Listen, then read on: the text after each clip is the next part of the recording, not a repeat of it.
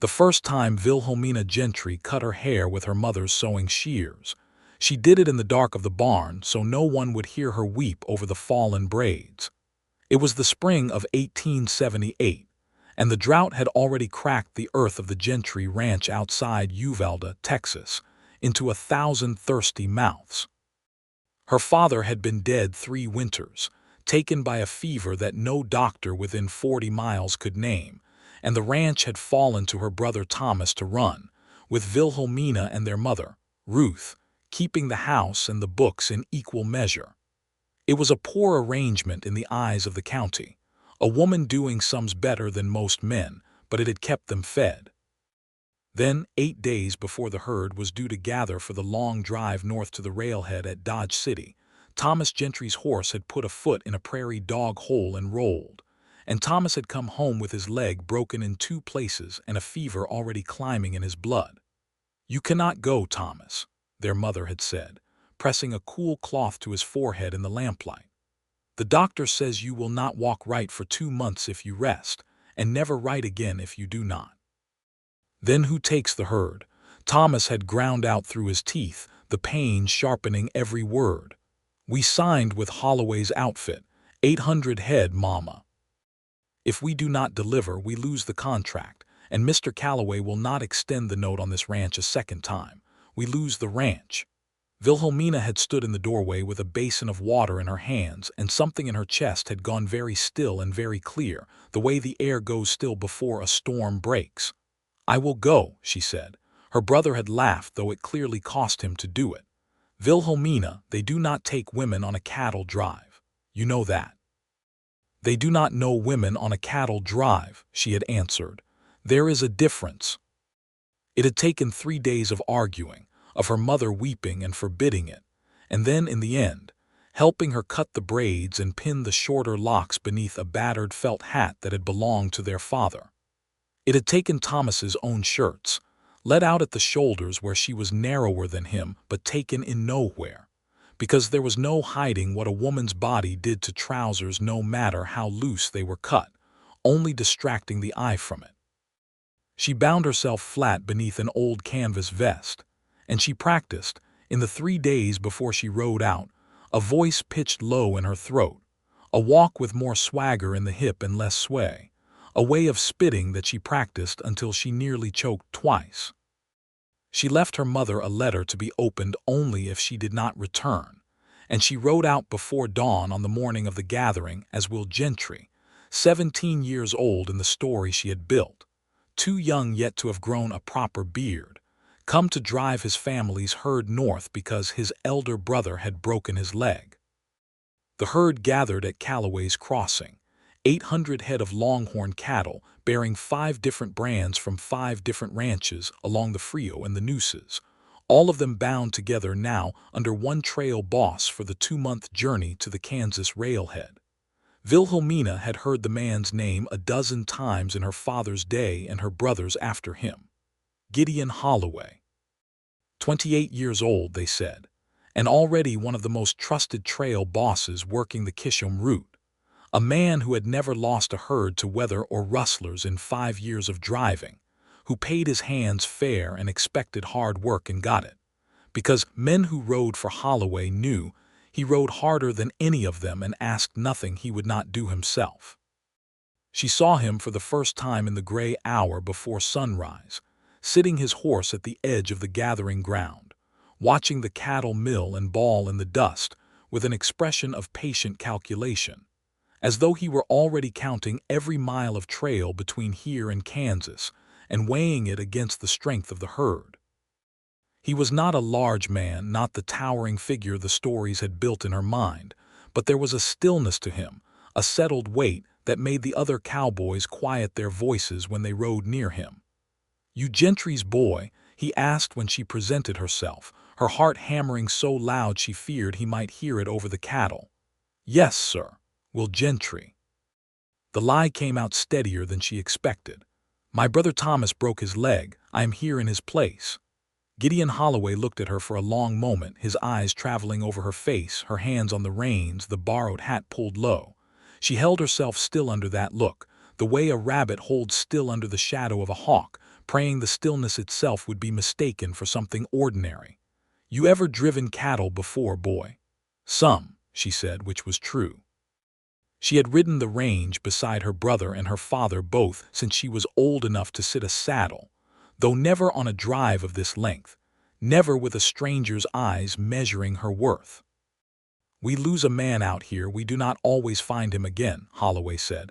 It was not unkind, only plain, the way a man states weather. "River crossings will drown a careless rider. Stampede will trample a slow one. You keep close to Sanchez and do what he tells you the first week until you learn the rhythm of it. You understand?" "Yes, sir."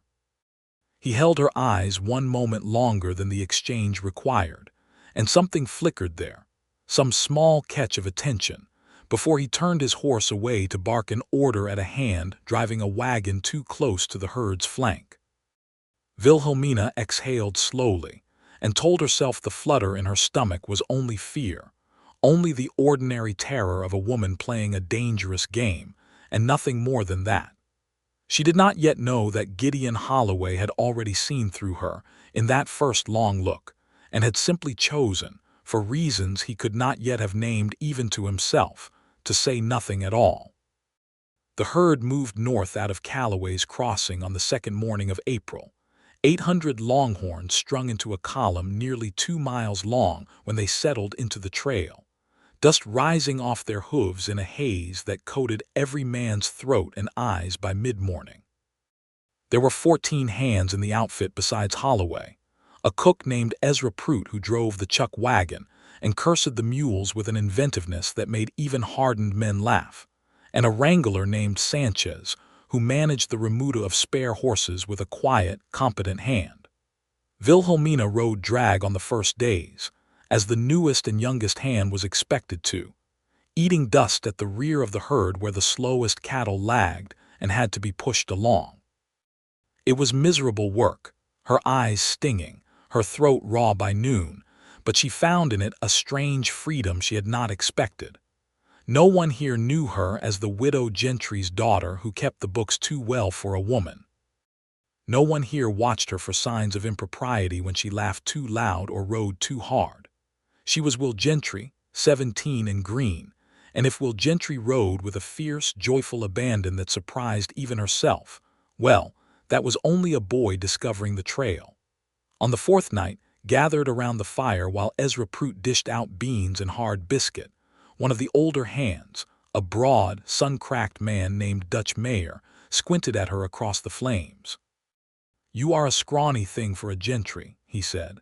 "Thomas Gentry near broke the scale at the county fair wrestling. You his brother sure enough."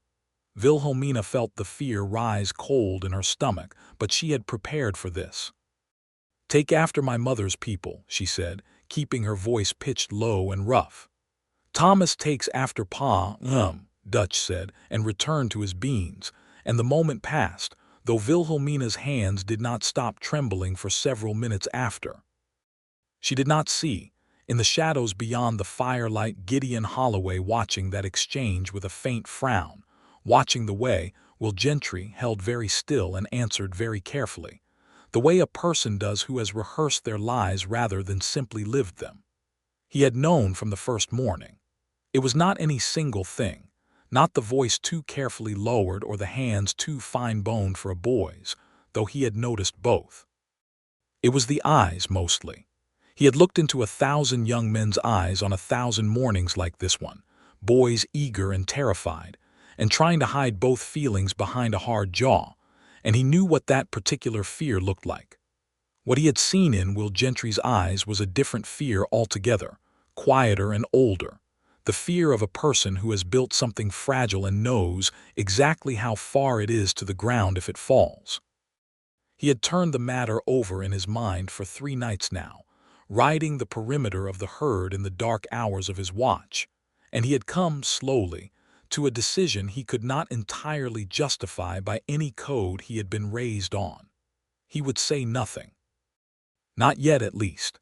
The Gentry Ranch's herd was part of this drive, and the contract bound them together for the length of the trail regardless of who rode in Thomas Gentry's place, and if the boy, or whoever this truly was, could ride and rope and hold their place in the column, then Holloway found he did not much care what name they carried into camp each night, so long as the work was done. That was the reasoning he gave himself. It was not the whole truth, but it was truth enough to act on. The Red River crossing came on the 11th day, swollen brown and fast with spring runoff, and it was there that Wilhelmina first understood how close death rode alongside every mile of this trail. The herd balked at the water's edge, bawling and shoving against each other, and it took every rider pushing and shouting and slapping ropes against flanks to force the lead steers into the current. Wilhelmina's horse, a sturdy bay gelding named Copper that she had grown fond of in these 11 days, plunged into the water at Holloway's shouted command, and for a moment the current took them both sideways, the water shockingly cold and strong, tugging at her boots at the weight of her soaked clothes. She heard Holloway's voice cutting through the roar of water and cattle. "Gentry, give him his head, let him swim, do not fight the current, angle downstream." She did as he said, some part of her mind clear even through the terror, and Copper found his footing on the current's angle and swam them both across, emerging on the far bank streaming water, her chest heaving, her hat somehow still miraculously on her head. She looked back to see Holloway mid-river, guiding a young hand named Petey Calhoun, whose horse had gone down in a deep channel, hauling the boy up behind his own saddle with one strong arm while his horse fought the current beneath them both. When Holloway finally came dripping onto the north bank, having seen every last steer and every last rider safely across, he rode past Wilhelmina without stopping, but his eyes found hers for one brief moment, and in them she saw something like relief, something that looked almost personal, before he turned away to shout orders about bunching the herd for the night. She told herself it was nothing. She told herself that a trail boss counted every hand safely across a river crossing, that his relief was only the relief of a man who had not lost anyone under his charge.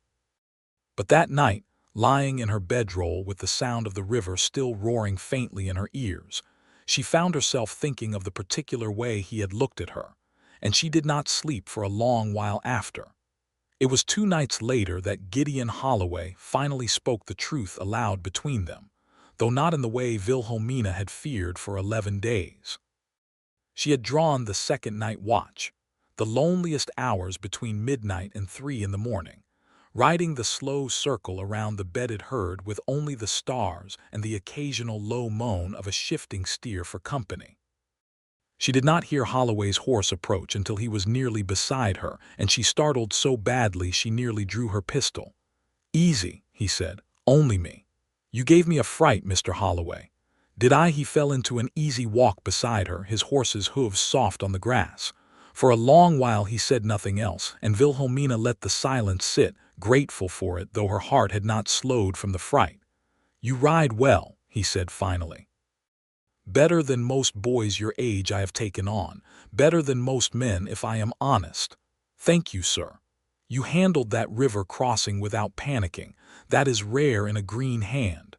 "I have ridden all my life," she said, which was true. He was quiet again, and then he said, in a voice pitched low enough that it would not carry beyond the two of them, "How is your brother's leg healing, Miss Gentry?" The night went very still around her. She heard her own breath catch, felt the blood drain from her face even in the darkness, felt the whole careful architecture of her lie shudder as though a wind had struck it. "I do not know what you mean," she managed, though her voice had lost its careful low pitch entirely, cracking upward into something closer to her own true voice, which only confirmed everything he already knew. "I think you do." He did not sound angry. That was, perhaps, the strangest part of it. He sounded almost gentle. "I knew the first morning at the gathering ground. I have known every day since. And you said nothing." It came out as an accusation and a question both. "I said nothing," he agreed. "Because you have ridden 11 days and crossed the Red River and done every task asked of you without complaint, and because I have never yet seen that your being a woman has made one lick of difference to the quality of your work. And because," he added after a pause, I expect you have your reasons for the lie, and I expect they are good ones, given what it must have cost you to build it." Wilhelmina found that her hands were shaking on the reins. In the darkness she could not read his face fully, only the shape of him against the stars, steady in the saddle watching her. "My brother's leg is broken in 2 places," she said finally, because the truth, once one crack had opened in the dam, seemed to want to come pouring out entire. "We could not lose the contract. We could not lose the ranch. There was no one else to send. So you cut your hair and put on your brother's clothes and rode out to save your family," Holloway said. "That is not a shameful thing, Miss Gentry. I have known plenty of men on this trail who would not have had the nerve for it. If the others learn of it, they will not learn of it from me." His voice had gone firm now, a promise laid down like a fence post. "You have my word on that, but I will tell you this. You are careless in small ways that a careful man would not be. You flinch when Dutch calls you boy in that mocking tone of his before you catch yourself. You favor your left hand roping in a way that a right-handed man raised roping since childhood would not naturally do. Small things. Things I noticed because I was already looking, and no one else has cause to look that closely. But you must be more careful, or someone else will look closely too. And I promise you that not every man on this drive would keep your secret the way I intend to." "Why would you keep it at all?" The question came out of her before she could stop it, raw and honest in the darkness. "You owe my family nothing. You owe me nothing. Why not simply send me home and hire another hand?" Holloway was quiet for a long moment, long enough that she thought perhaps he would not answer at all, and when he did speak, his voice had a different quality to it, something more careful, more considered, as though he were choosing each word with the same deliberation he used choosing a river crossing. "Because sending you home now would mean sending you home alone, across 200 miles of open country, which is more danger than the rest of this drive combined. Because your family's herd is bound up in this contract same as every other rancher's cattle here, and if I send you home, I either lose those cattle from the drive entire, which cheats your mother and brother of the money they are owed, or I must explain to every other hand why the Gentry cattle are being managed by someone other than the rider who brought them, which unravels your secret regardless. And because," he said, and here his voice dropped lower still, "I find that I would rather have you riding beside me than not, and I have been asking myself for 2 nights now why that should be so plainly true, and I have not yet arrived at an answer I am fully comfortable with." Wilhelmina did not know what to say to that. The night around them was full of small sounds, the shift of cattle, the call of some night bird far off across the dark prairie, and she found that her heart was beating very hard for reasons that had nothing to do with fear at all. "Thank you," she said finally, because it was the only true thing she could think to say. "Do not thank me yet," Holloway said, and there was almost a smile in his voice now, a lightness returning after the gravity of the confession. "You have 7 more weeks of trail ahead of you, Miss Gentry, and I intend to work you exactly as hard as I would work Will Gentry, secret or no secret. I will not have the other hands wondering why the youngest rider on this drive gets an easier lot than the rest. I would not want it any other way," she said, and found, to her own surprise, that she meant it entirely. They rode the remainder of the watch in a silence that felt different now than any silence before it, easier, though charged with something new that neither of them named aloud. When at last another rider came to relieve the watch, Holloway peeled away toward his own bedroll with only a quiet "Good night, Miss Gentry," pitched too low for anyone else to hear, and Wilhelmina rode back to camp with her chest full of something warm and frightening in equal measure. The days that followed fell into a new rhythm, one that Wilhelmina found herself treasuring more than she was entirely willing to admit even to herself. Holloway did not soften his demands of her, exactly as he had promised. She still rode drag when it was her turn, still hauled her share of the roping and the branding checks at the way stations, still took her turn on the miserable pre-dawn watch when the cattle were most likely to spook and run. But there was, now, a current of understanding between them that had not existed before, small kindnesses that no one else would have marked as anything but ordinary trail courtesy. He made certain, without ever seeming to make certain, that she was never paired alone with Dutch Mayer for the roughest work, that she got the better horse from the remuda on the days the trail demanded hardest riding, that when Ezra Prout's stew ran short some nights, her bowl was never among the ones scraped near empty. She, in turn, found herself watching him with an attention that went beyond simple gratitude. She watched the way he handled the other hands, firm but never cruel, quick to praise good work and quicker to overlook an honest mistake so long as the man owned up to it. She watched him ride out alone some evenings to scout the trail ahead, returning at dusk with reports of water and grazing that the whole outfit depended on, and she found herself, more than once, standing at the edge of camp simply to watch him return safe in the last light of day. On the 18th day of the drive, they crossed into the Indian Territory, and the character of the trail changed. Here the outfit had to be more careful, for this was land where the Comanche and Kiowa had once ranged freely and still held claim by treaty to portions of the ground the herds crossed, and relations between the drovers and the tribes who watched them pass were an uneasy, shifting thing, dependent on the temper of the season and the honesty of whichever outfit had passed through before them. They encountered a band of Kiowa riders on the 22nd day, 6 men on sturdy ponies who rode out from a stand of cottonwoods along a creek bed to meet the herd's approach, and Wilhelmina felt the whole outfit tense around her, hands drifting near holsters, though no one drew. Holloway rode out alone to meet them, unarmed, his hands open at his sides, and Wilhelmina watched with her heart in her throat as he spoke with the leader of the band, a broad-shouldered man of middle years whose name she would later learn was Set Taint's nephew, a minor leader in his own right who held authority over this stretch of the crossing by long custom. She could not hear the words exchanged, but she watched the postures, the careful respect in Holloway's bearing, the way he gestured toward the herd and then toward a small chest that Ezra Prout produced from the chuck wagon at his signal. "Toll for crossing their range," Dutch Mayer muttered beside her, watching the exchange. "Holloway pays it every drive. Coffee, tobacco, sometimes a few head of the weaker cattle if the toll runs high that season. Some outfits refuse to pay it and drive through anyway, and those outfits lose cattle to raids before they clear the territory, or worse. Holloway says it is only right, since we are crossing land that was theirs before any of our grandfathers set boot west of the Mississippi, and I have never known him wrong about it."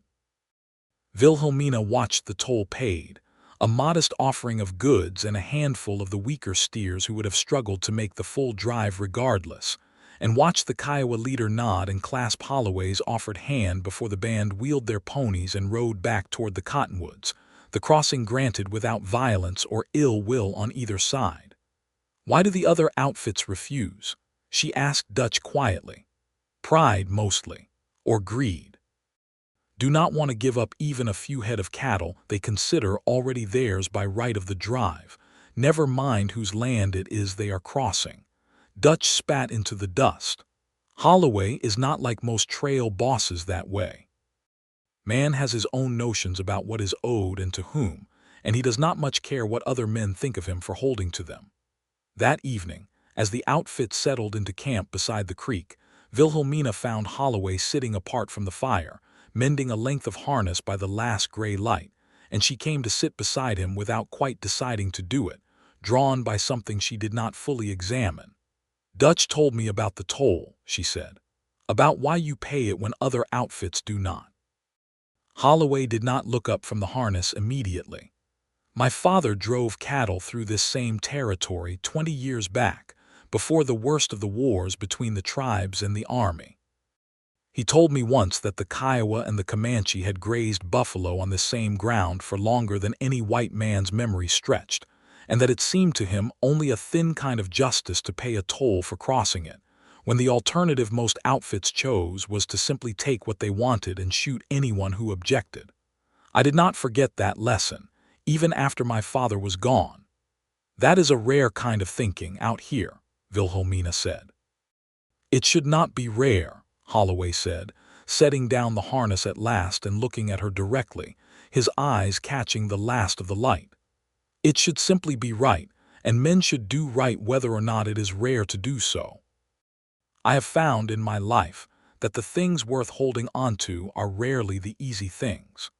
There was a weight in the way he said it, a weight that seemed to reach beyond the matter of tolls and treaties, and Wilhelmina found herself holding very still under the intensity of his gaze, the way she had held still that first morning under a different kind of scrutiny entirely. "Miss Gentry," he said, and his voice had gone soft in a way she had not heard from him before, "I find myself thinking of you at times when I ought to be thinking of the trail ahead, and the water crossings and the state of the grass, and I confess it troubles me, because I do not know what a man in my position is meant to do with such thoughts, given all that stands between us." Her breath caught. "What stands between us?" "You are a Gentry, riding in disguise on a drive I am responsible for delivering safely to Dodge City. I am the trail boss who has sworn to keep your secret. There is scarcely a more complicated arrangement I could imagine two people finding themselves in, and yet—" He paused, and something almost like a rueful smile touched the corner of his mouth. "And yet I find I do not much wish to be anywhere else this season but riding beside you, secret and all." "I do not wish to be anywhere else either," Wilhelmina said, and the words came out steadier and truer than she had expected them to, as though some part of her had been waiting weeks for the chance to say them plainly. They did not touch that evening, did not do more than sit close together in the deepening dark with the harness forgotten between them, but something had been said aloud that could not be unsaid, and both of them knew it, and both of them carried the warmth of it back to their separate bedrolls that night with a lightness that neither had felt in a long while. The trouble came on the 29th day, as trouble on a cattle drive so often does, without warning and all at once. They had made camp beside a wide, shallow stretch of the Canadian River, the herd bedded down for the night after a hard day's drive through country broken by ravines and thick brush that had made the day's work slower and more exhausting than usual. Wilhelmina had drawn the first watch alongside Petey Calhoun. The young hand Holloway had pulled from the Red River weeks before, and the two of them rode the slow circle around the herd's perimeter under a sky heavy with gathering clouds that promised rain before morning.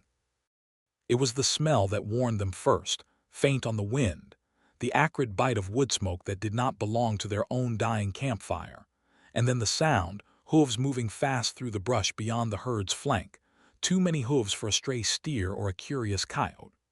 "Rustlers," Petey breathed, his young voice cracking with fear. Wilhelmina's blood ran cold, but some steadiness she had not known she possessed rose up beneath the fear, the same steadiness that had carried her through the Red River crossing. "Ride for camp," she said. "Wake Holloway, I will hold the flank as long as I can." "You cannot hold alone, go, Petey."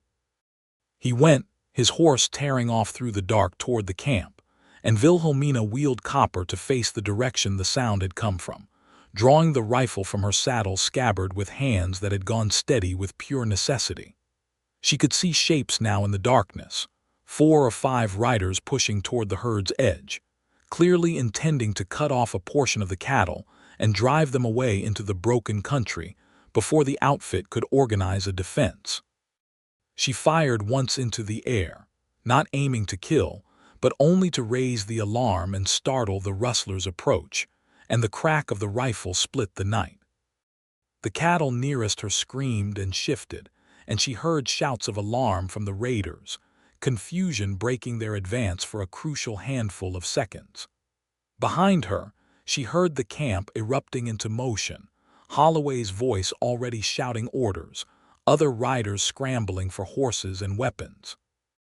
One of the raiders broke away from the others, riding hard directly at her, clearly intending to drive her off before she could do further damage to their plan, and Wilhelmina had only a moment to register the shape of a raised pistol before she threw herself sideways off Copper's back, hitting the ground hard enough to drive the breath from her lungs. The the rider's shot cracking past where her head had been a heartbeat before. She heard more shouting, hoofbeats thundering closer, and then Gideon Holloway's voice roaring across the dark, wild and furious in a way she had never heard from him. "Get away from her!" She looked up in time to see Holloway ride the raider down bodily, his horse slamming into the other man's mount with enough force to send both animals stumbling. And then Holloway was off his horse, and on the raider before the man could recover, his fists doing brutal, efficient work until the raider went limp and still in the churned mud of the riverbank. The other raiders, seeing their companion overwhelmed and hearing the rest of the outfit now bearing down on them with rifles blazing warning shots into the air, broke off their attempt and fled back into the darkness of the broken country, leaving the herd mostly undisturbed.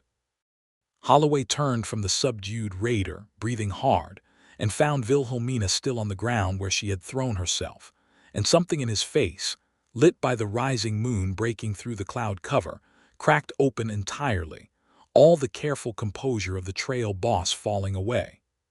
Wilhelmina, her true name, spoken aloud for the first time between them in front of anyone who might have heard, though in the chaos no one else was close enough to mark it. He was on his knees beside her before she had fully caught her breath, his hands moving over her shoulders, her arms, checking for injury with a desperation that had nothing calm about it at all. "Are you hurt? Tell me you are not hurt." "I am well," she managed, though her voice shook badly. "Only the wind knocked from me." He pulled her against his chest then, without seeming to decide to do it, his arms closing around her with a fierce, trembling strength, and she felt the pounding of his heart against her ear, felt him shaking as badly as she was. "You threw yourself off your horse into a man's gunfire," he said into her hair, his voice raw. "You could have been killed, Wilhelmina. You could have been killed, and I would not have." He did not finish the sentence, but he did not need to. She understood entire what he could not say. "You came for me," she said instead, into the fabric of his shirt. "I will always come for you," he said, and it was not a promise made lightly. She could feel that in the way his arms tightened, in the way his voice broke slightly on the words. "Do you understand me? I do not care what name you carry or what disguise you wear. I will always come for you." They stayed like that for a long moment, kneeling together in the churned mud beside the river, while behind them the outfit secured the subdued raider and settled the still nervous herd, and neither of them moved to separate until the sound of approaching riders finally forced them apart, both scrambling to their feet, both hastily composing their faces into something less openly raw before the others arrived close enough to see. But the moment had happened, and could not be unhappened, and Wilhelmina rode back to camp that night with the memory of his arms around her burning, brighter than any fear the raiders had put in her.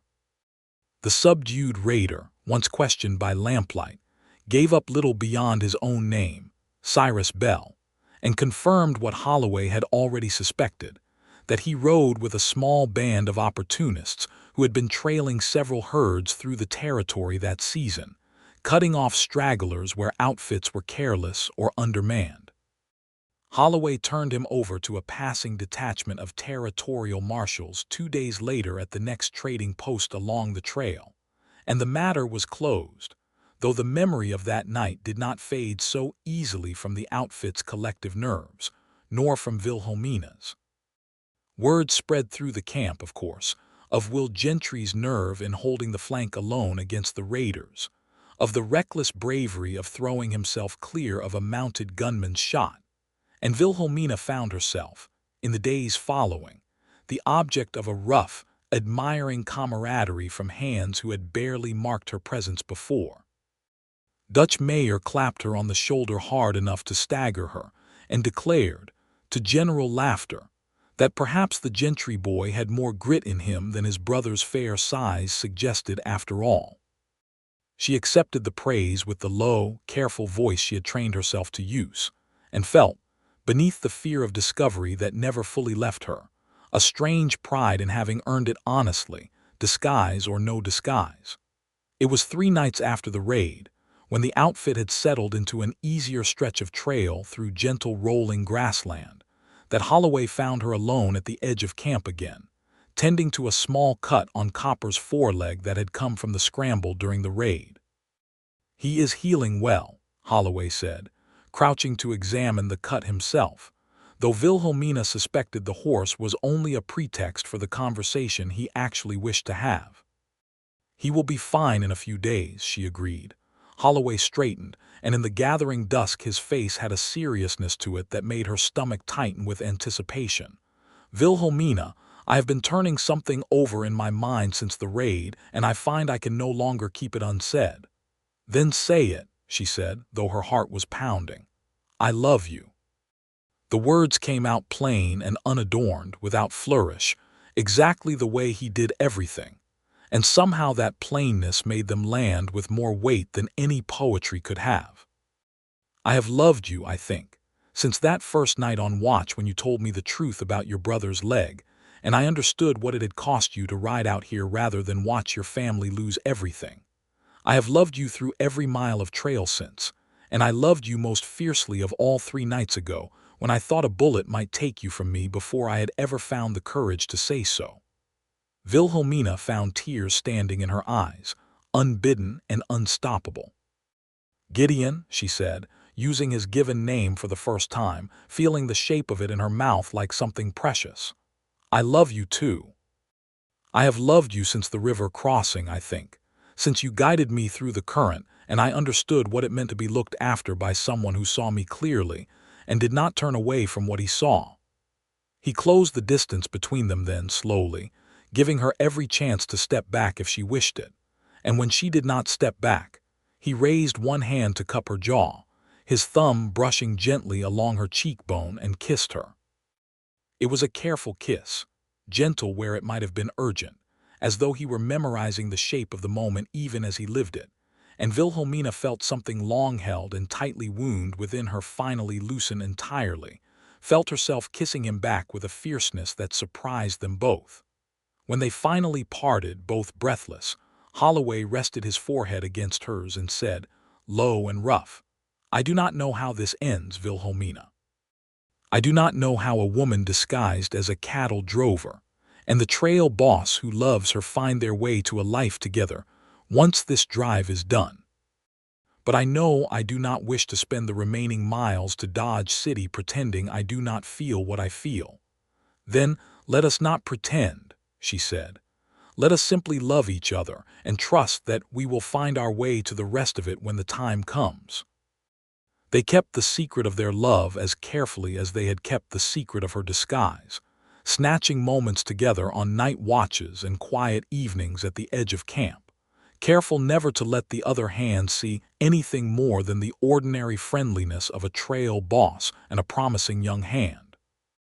It was not easy, this hidden love layered atop an already hidden identity, but Wilhelmina found that the difficulty of it only sharpened the sweetness of every stolen moment, every brushed hand, every look exchanged across a campfire that meant far more than it appeared to mean. The trail wore on through May and into June, the herd pushing steadily north through the vast grassland of the Indian Territory and into the southern reaches of Kansas, the days growing longer and hotter, the work never easing though the outfit had settled into the rhythms of the drive well enough now that even the hardest days felt manageable.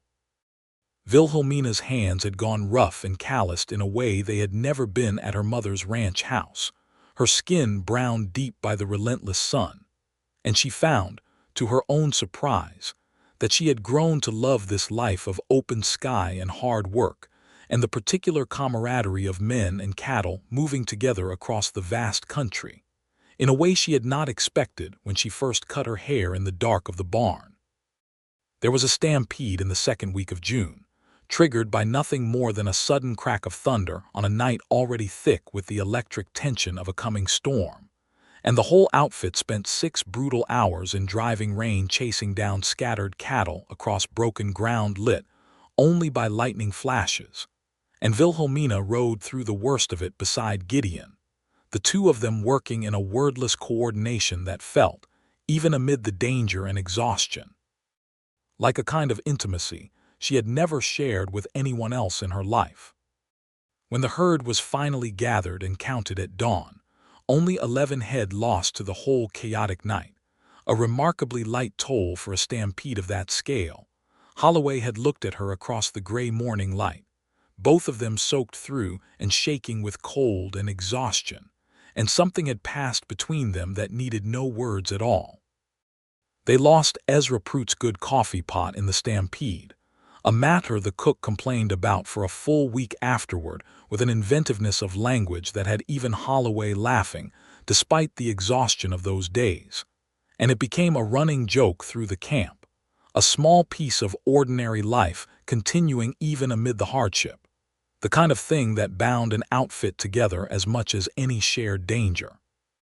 It was near the end of June, with the herd now less than 2 weeks from Dodge City by Holloway's careful reckoning, that the second great trial of the drive arrived, though this one came not from raiders or weather but from within the outfit itself. Dutch Mayer had grown increasingly surly through the last weeks of the drive, his temper worn thin by the accumulated exhaustion of the trail, and his surliness had begun, in recent days, to focus itself with particular sharpness on Will Gentry, whom he seemed to have decided, in some dim and resentful corner of his mind, was receiving preferential treatment from the trail boss that his own hard work had not earned him a fair share of. "Gentry gets the good horse again," Dutch grumbled to Petey Calhoun one evening, not troubling to lower his voice as Wilhelmina passed nearby with a saddle over her shoulder. "Gentry gets left off the worst of the river crossing duty." Man would almost think Holloway had taken a shine to the boy. Wilhelmina's blood went cold at the words, though she kept walking, kept her face carefully neutral, praying the comment would pass as nothing more than ordinary grumbling. It did not pass unnoticed by Holloway, however, who had overheard the same exchange from a short distance away, and who understood, with a cold clarity that settled hard in his stomach, that Dutch's resentment, left unchecked, might curdle into the kind of close scrutiny that could unravel Wilhelmina's disguise entirely. He confronted the matter directly, calling Dutch aside after supper that evening, out of earshot of the rest of the camp. "You have a complaint about how I run this outfit, Mayor. You bring it to me plain, not mutter it at Petey Calhoun where it does no good but to sour the camp's spirit," Holloway said, his voice level but carrying an edge that Wilhelmina, watching from a distance, had rarely heard him use. "I only say what every man here can see," Dutch said, though his bravado wavered slightly under Holloway's steady gaze. "The Gentry boy gets easier duty than the rest of us." "The Gentry boy," Holloway said, "held the flank alone against 5 armed raiders and near got himself shot for his trouble, and if you think that is easy duty, Mayor, I invite you to volunteer for the next such occasion yourself. I assign duty based on the strength and skill of the hand doing the work, same as I always have. And if you cannot trust my judgment on that after 5 years of me leading outfits, you have ridden in without complaint until this drive, then perhaps this is not the outfit for you any longer." Dutch backed down at that, muttering an apology that was more grudging than sincere, but the confrontation settled something in the camp's undercurrents, and Wilhelmina noticed, in the days following, that Dutch kept a wary distance from her, his resentment cooled by the plain warning in Holloway's words, though she could not shake a lingering worry that the older man's suspicion had not been fully extinguished, only banked, waiting for some future spark. That spark came, as such things so often do, at the worst possible moment. It happened on a night 8 days out from Dodge City, when the outfit had made camp near a small creek, and the day's heat had finally broken into a cooler evening breeze that invited the whole camp to linger longer than usual around the fire, trading stories and easing the accumulated tension of the long drive's final stretch. Wilhelmina had gone to the creek alone to wash after the day's dust, a small private ritual she had maintained carefully throughout the drive, choosing moments when the camp was occupied elsewhere to tend to the parts of her disguise that required privacy. She did not hear Dutch Mayer's approach until it was too late, his boots crunching on the creek bank gravel only a few yards behind her, his voice rough with the false casualness of a man who had, in fact, been watching for exactly such an opportunity. "Gentry, he stopped mid-sentence, and Wilhelmina, turning too slowly, saw his eyes widen with a dawning, horrified understanding as he took in what her partially unbuttoned shirt had revealed in the moonlight. "You are a woman," he said, the words dropping into the quiet evening like a stone into still water. "Dutch," she began, her mind racing through every possible explanation and finding none of them adequate. "You have been riding this whole drive as a woman," he said, louder now, his shock curdling rapidly into something angrier, something that felt to Wilhelmina like the ground opening beneath her feet. Holloway must have known. Christ, of course he knew.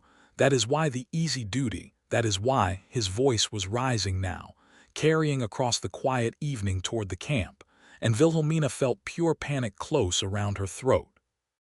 "Dutch, please, if you would only let me explain." But he was already turning, already striding back toward the firelight, his voice booming out across the camp before she could stop him. "Holloway, get out here.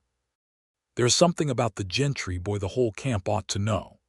Wilhelmina followed him at a desperate run, buttoning her shirt with shaking hands as she went, arriving at the firelight in time to see the entire outfit rising to their feet in confused alarm, and Gideon Holloway already on his feet as well, his face gone pale, and still in a way that told her he understood exactly what was about to happen and was bracing himself for it. "The Gentry boy," Dutch announced to the assembled camp, jabbing a finger toward Wilhelmina as she stumbled into the firelight, "is no boy at all. I saw with my own eyes down at the creek.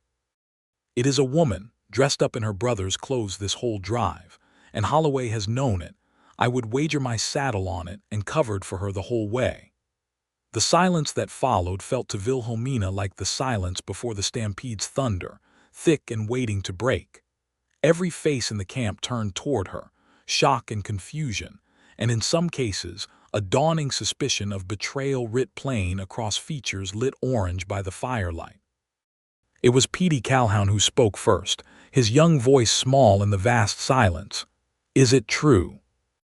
Wilhelmina looked at Gideon and found him already looking at her, his eyes steady despite the crisis breaking around them both, and something in that steadiness gave her the courage to answer honestly rather than continue a lie that had already crumbled entirely.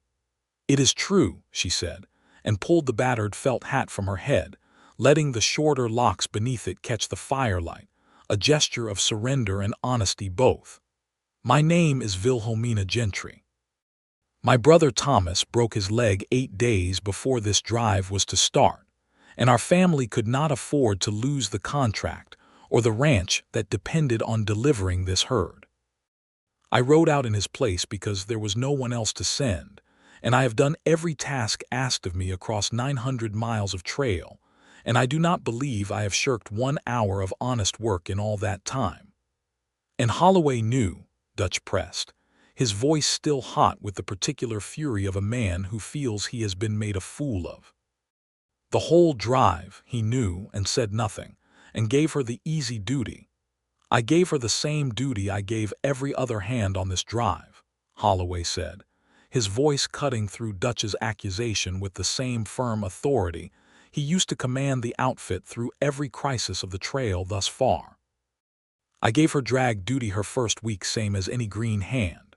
I put her on the worst watch rotation same as everyone else. The only thing I did differently was keep her secret, because I judged, and I judge still, that her reasons for the disguise were honest and her work was honest, and I saw no cause to punish either by exposing her to whatever danger or dishonor this camp might have visited on a woman traveling alone among 14 men for 2 months.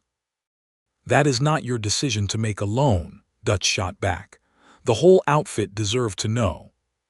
"The whole outfit," Holloway said, his voice dropping now into something colder and harder, "has ridden 900 miles beside Wilhelmina Gentry, and found her work equal to any hand here. By your own admission, not 5 minutes passed, when you complained that she received no special treatment. I ask you plainly, Mayor, and I ask the rest of you as well, has her being a woman changed one single fact about the quality of the work you have witnessed with your own eyes these past weeks? A long silence followed, broken finally by P.D. Calhoun's quiet, thoughtful voice. She threw herself off her horse into a gunman's shot to give us warning of the raid. I do not much care what she wears doing it. A murmur ran through the assembled hands at that, and Wilhelmina felt, for the first time since Dutch's discovery, a small loosening of the terror that had gripped her chest since the creek bank. Not all of the faces around the fire had softened. Dutch's certainly had not, his jaw still set hard with wounded pride.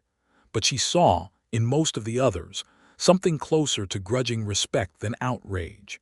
A recalculation of everything they thought they had understood about the quiet, capable young hand who had ridden beside them these 2 months. I do not ask any man here to keep this secret out of loyalty to me, Wilhelmina said, finding her voice again, steadier now. I only ask that you judge me by the same measure you judged Will Gentry these 2 months, and if that measure found me worthy of your respect as a hand, I would hope it might still find me worthy of it now that you know the truth of my name. It was Ezra Prout, the grizzled old cook, who broke the tension finally, spitting into the fire and declaring, in his rough, matter-of-fact way, "Well, I do not much care if the person eating my beans is called Will or Wilhelmina, so long as they keep pulling their weight same as before. Now can we get some sleep? Or does this camp intend to stand around jawing about it all night while the herd wanders off unwatched?" A ripple of nervous laughter broke the tension, and slowly, gradually, the camp began to settle back toward its ordinary rhythms, though the matter was far from fully resolved. Dutch Mayor stalked off to his bedroll without another word, and Wilhelmina noticed several of the hands watching her now with open curiosity rather than the easy camaraderie of before, an adjustment that would take time to settle into something more comfortable, if it ever fully did. Holloway found her a short while later, standing apart at the edge of camp, her arms wrapped around herself against a chill that had nothing to do with the night air. "That could have gone far worse," he said quietly, coming to stand beside her. "It still may," she said. "Dutch is not satisfied, and even those who accepted it tonight may think differently by morning, once they have had time to consider what it means that a woman has ridden among them in disguise for 2 months. Perhaps," Holloway said. "Or perhaps they will consider, as Petey did, the plain evidence of your work these 2 months, and find that evidence more persuasive than any discomfort with the manner of your arrival among us." "And what of you?" she asked. "Dutch as good as accused you of impropriety before the whole camp. Your reputation as a trail boss depends on this outfit's respect." "My reputation," Holloway said, turning to face her fully, "depends on delivering this herd safely to Dodge City and dealing fairly with every hand who has ridden for me, which I intend to continue doing regardless of what any man thinks of my reasons for keeping your secret this long. And as for the rest of it," he added, his voice softening, "I find I do not much care what reputation costs me if the alternative is pretending I do not love you, Wilhelmina Gentry, in front of a camp that already suspects it regardless. You would say that in front of them, openly." "I would," he said, "if you would have me." She looked at him for a long moment in the moonlight, this steady, careful man who had risked his own standing among his hands to protect her secret, and then risked it again to defend her honestly once the secret broke, and she felt something settle in her chest, some final certainty crystallizing out of 2 months of stolen glances and careful words. "I would have you," she said, "openly, and for as long as you will keep me." He kissed her then, in full view of anyone in the camp who cared to look, and though several heads did turn at the sight, and though Dutch Mayor's mutter of disgust carried faintly across the distance, no one moved to object, and the moment passed into the ordinary business of a camp settling toward sleep, altered irrevocably but not, in the end, destroyed. The remaining days to Dodge City passed with a new openness that Wilhelmina found she treasured even more than the secrecy that had preceded it. She rode now as herself, Wilhelmina Gentry, her name spoken plainly around the campfire, and though a few of the hands remained distant, Dutch chief among them, most settled quickly enough into treating her with the same rough respect they had always shown Will Gentry, adjusted only slightly for the knowledge of who she truly was. Petey Calhoun, in particular, seemed to have appointed himself her especial defender, quick to speak up whenever any lingering doubt was voiced. Grateful, he confessed to her one evening, for the way she had saved his life at the Red River crossing, and determined to repay that debt with loyalty now. They reached Dodge City in the second week of July, the herd driven down into the stockyards along the railroad tracks in a final, dust-choked push that felt, to Wilhelmina, like the closing of some vast chapter of her life. The cattle were counted and sorted by brand, and the Gentry herd, 800 head strong minus the 11 lost in the June stampede, minus the handful given as toll to the Kiowa, was tallied and sold to the buyers waiting at the railhead for a sum that would not only save the ranch, but see it comfortably through the next several seasons besides. Wilhelmina stood at the rail of the stockyard, watching the last of the cattle driven into the pens, and felt Gideon come to stand beside her, both of them dusty and exhausted, and for the first time in 2 months, no longer responsible for the vast, restless herd that had occupied every waking hour of their journey.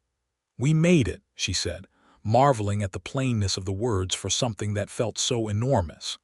"We did," he agreed, "and your family's herd sold for a fair price.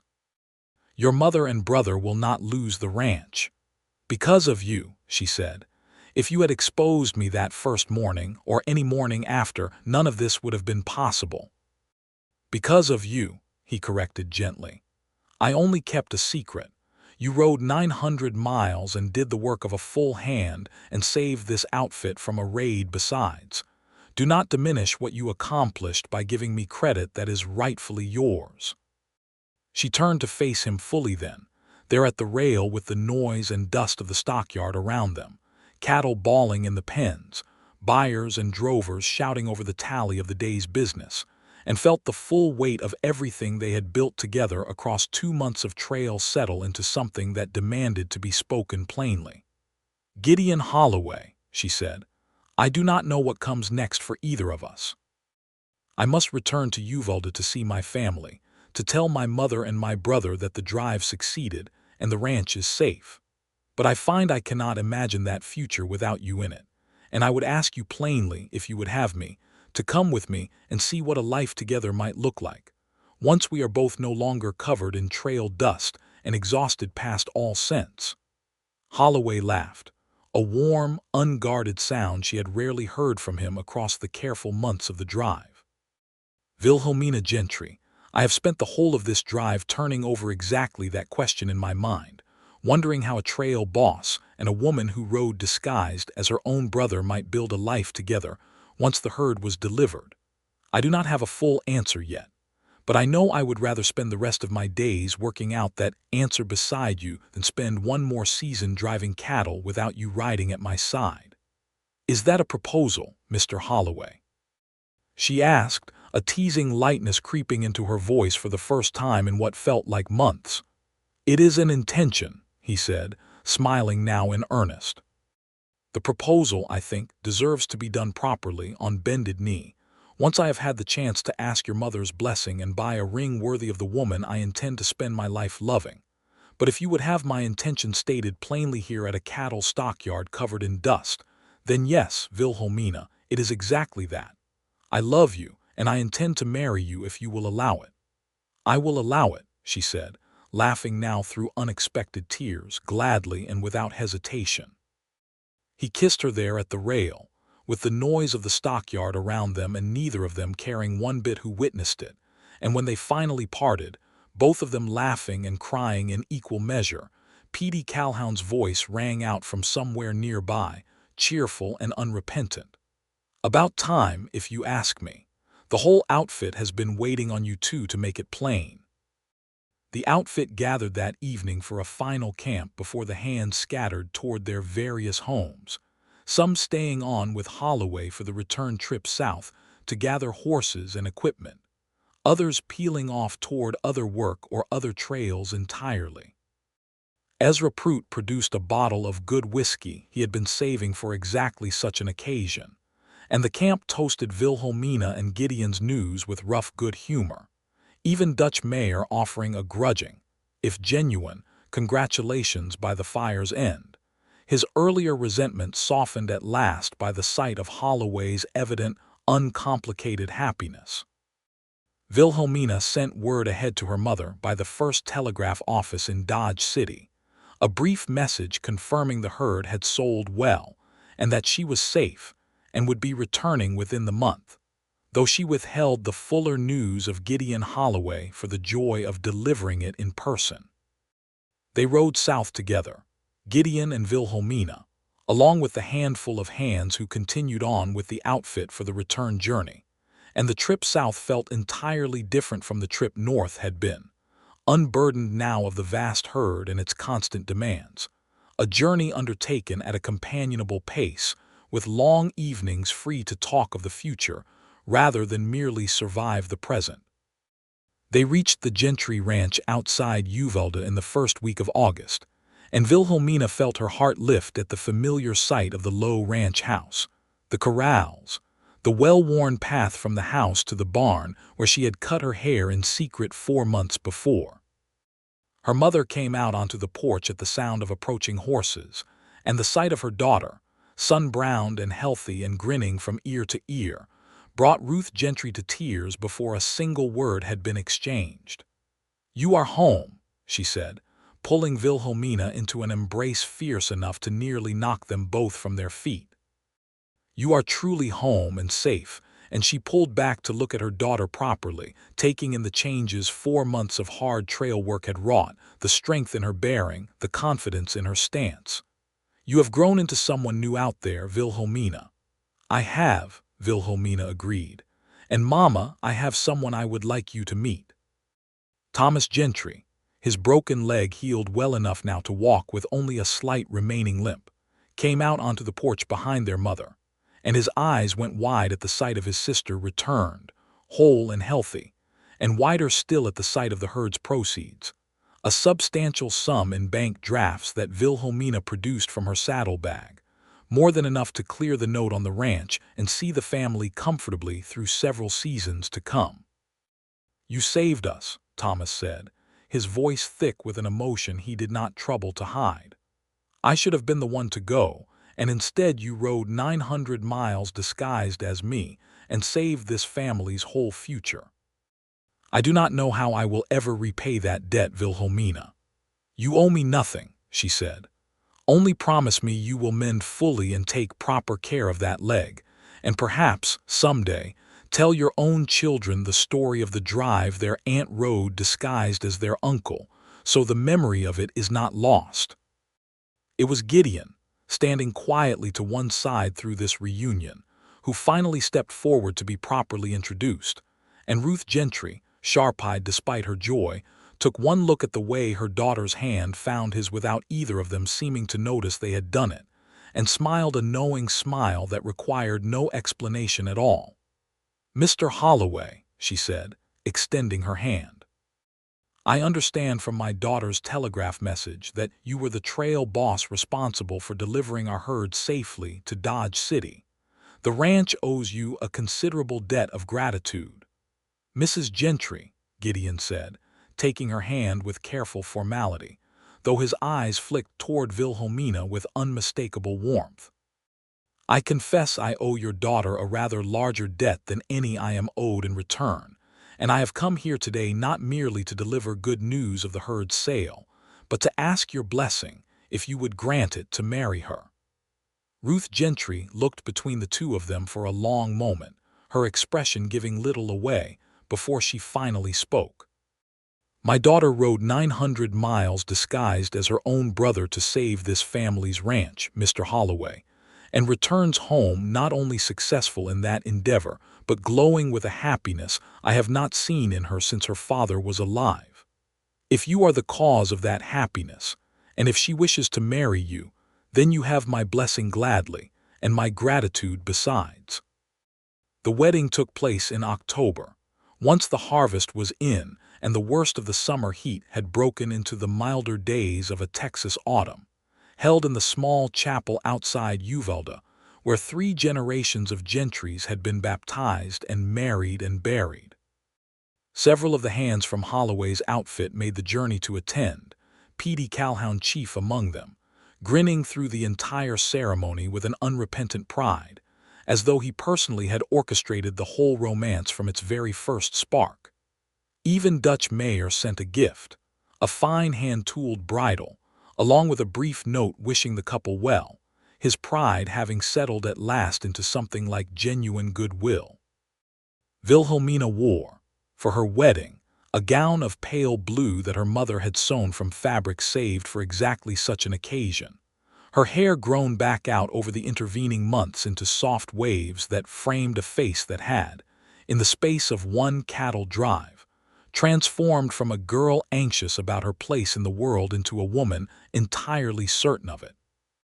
Gideon stood at the altar in a suit that fit him with the same quiet dignity he carried through every circumstance, and when Wilhelmina walked down the aisle toward him, escorted by her brother Thomas, whose leg had healed strong enough by then to bear the honor without a limp, Gideon's face broke into a smile so open and unguarded that several of the assembled guests would later remark it was the first time they had seen the famously composed trail boss look anything less than entirely in control of himself.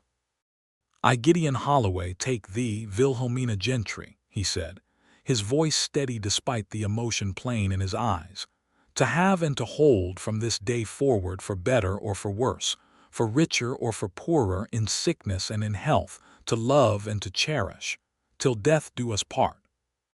"I, Wilhelmina Gentry," she answered, her own voice carrying a fierce joy that filled the small chapel, "take thee, Gideon Holloway, to have and to hold from this day forward for better or for worse, for richer or for poorer, in sickness and in health, to love and to cherish, till death do us part."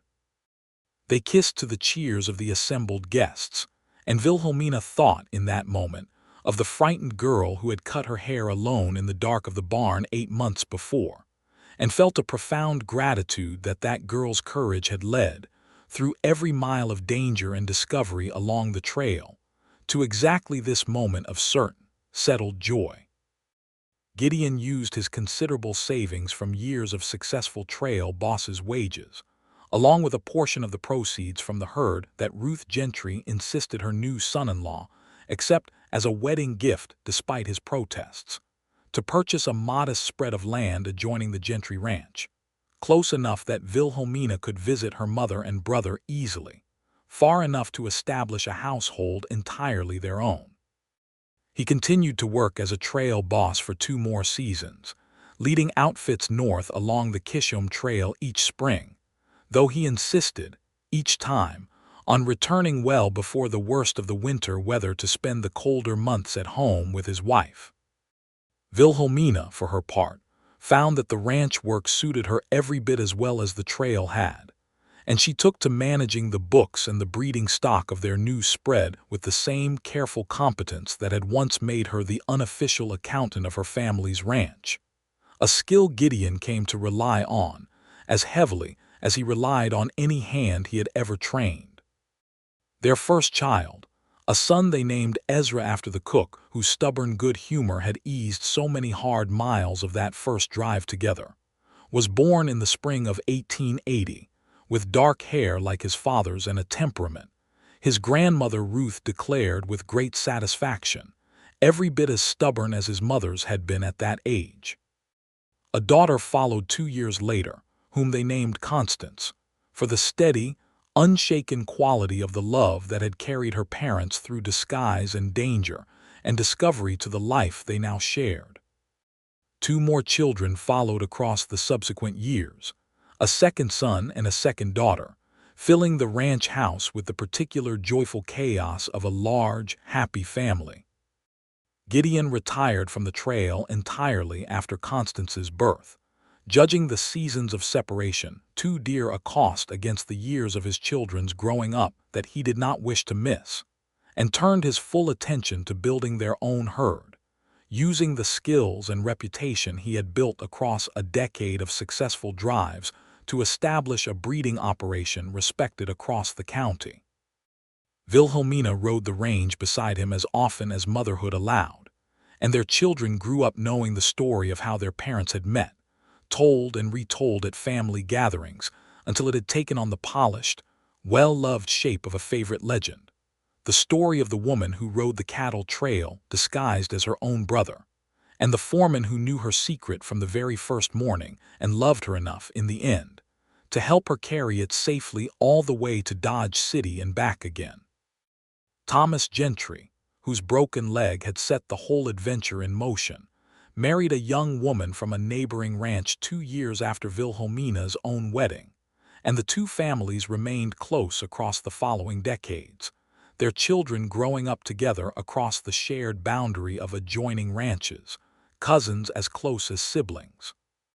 Ruth Gentry lived long enough to see all 4 of her grandchildren through Wilhelmina grown into adulthood, and delighted, in her final years, in telling anyone who would listen the story of her daughter's courage on the trail, embellishing it slightly more with each retelling, until the story had grown, in the county's collective memory, into something approaching legend, the tale of Wilhelmina Gentry, who had ridden 900 miles disguised as a man to save her family's ranch, and the trail boss who had loved her enough to keep her secret and, in the end, to make her his wife.